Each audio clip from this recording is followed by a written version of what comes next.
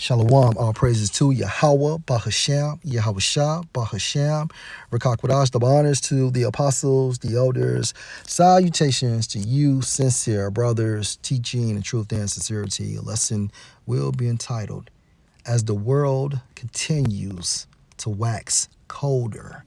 My source, thegrio.com, article entitled, A Woman Was Killed by Her Husband During a Conjugal Visit at a California Prison, according to officials, published March 21st, 2025.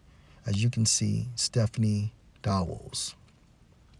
A 62-year-old woman in California was allegedly killed by her husband, who is serving life in prison without the possibility of parole, during a conjugal visit in November 2024, according to state prison officials. Stephanie Brinson was visiting her husband, David Brinson, 54, for an overnight unsupervised visit at Mule Creek State Prison in Lone, California, on November 13th, 2024. At around 2 a.m. on November 13th, Brinson informed prison officers that his wife had passed out in the apartment-like facility they were in. She was pronounced dead at 2:51 a.m.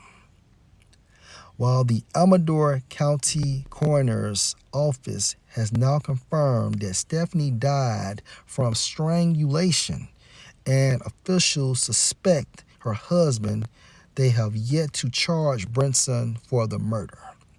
The Amador County District Attorney's Office said that they are awaiting for police to finalize their investigation before charging David Brinson. According to California Department of Corrections and Rehabilitation's website, some incarcerated people are eligible for family visits.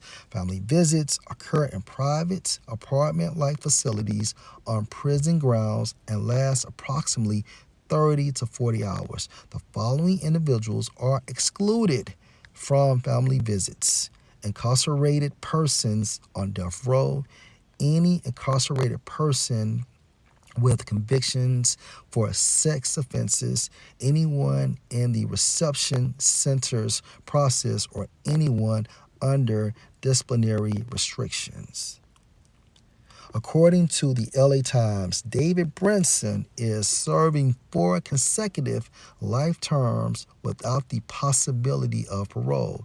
He was convicted of killing 4 men during a robbery in 1990. He was sentenced in 94.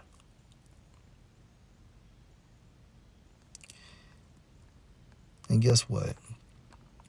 She met him and married him while in prison. One more source. Let's go to Twisted Crimes.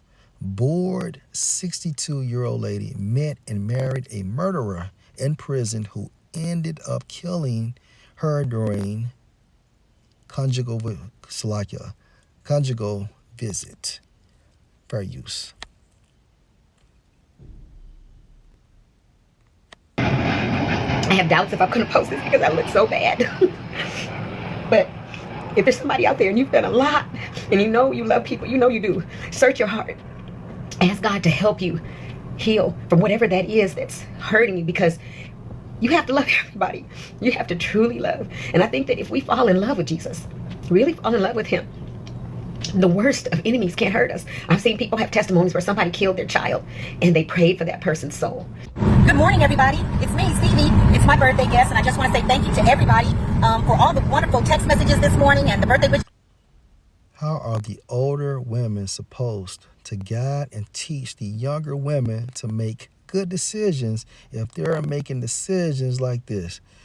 Great ass point. On Facebook, I'm very excited about this day. I'm going to have a great day. In fact, this whole year has been the best year I've had consistently for 12 years. I'm so happy. So thank you for everything, and you guys have a great day too. Thanks. Bye. This is the story of Stephanie Brinson, a 62-year-old grandmother who was strangled and killed while having an overnight. And also, in another article, I want to say it's the U.S. Sun, it stated that, of course, she was attempting to restructure him, teaching him Bible stories or Bible lessons, and attempting him to be a better person. And look what happened. Okay, poor decision making. And again, she met this nigga while he was in prison, of course. So they weren't already married prior to him murdering 4 people. She met him later on. All right, so of course you know where we're going. Matthew 24 verse 12, and because iniquity, which is wickedness, shall abound everywhere, the love of many shall wax cold. This man murdered his woman, okay, or his wife during a conjugal visit. So in order to attain rights to have the eligibility for a conjugal visit or conjugal visits, all right, you have to show some type of positive behaviors, okay? So it was probably objectives that he attained in order to have that status. So according to this article,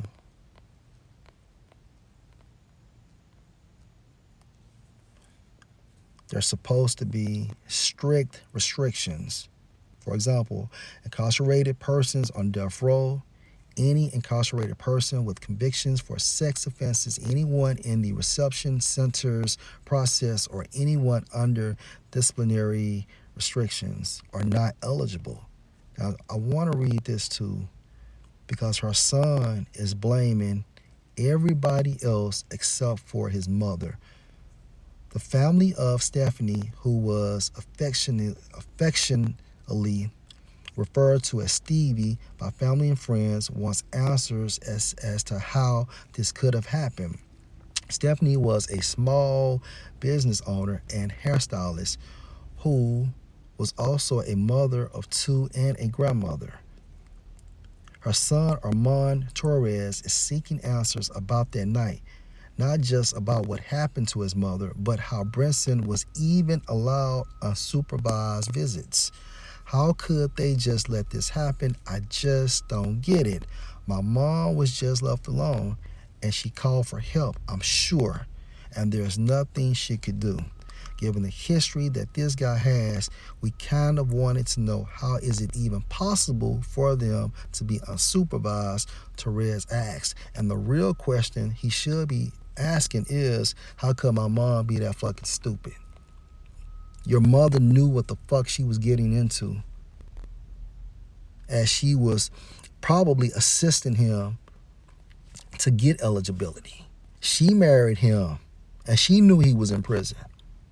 She drove her car down there for this visit. And we don't even know how many visits, okay, that had transpired prior to him murdering her. So the real question is, how could your mama be so stupid? This is the effect of poor decision making. And for all you guys that follow the authority or the commands of your woman, you are stupid. You're stupid. All right, last precept.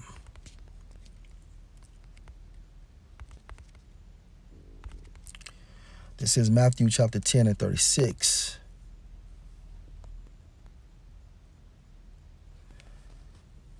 And a man's foes shall be they of his own household. So yeah, I get it. He was in prison and she was like living in her home. However, they were still married, okay, through the union of Esau. And what happened? This man's supposed to be a protector and a provider for his wife.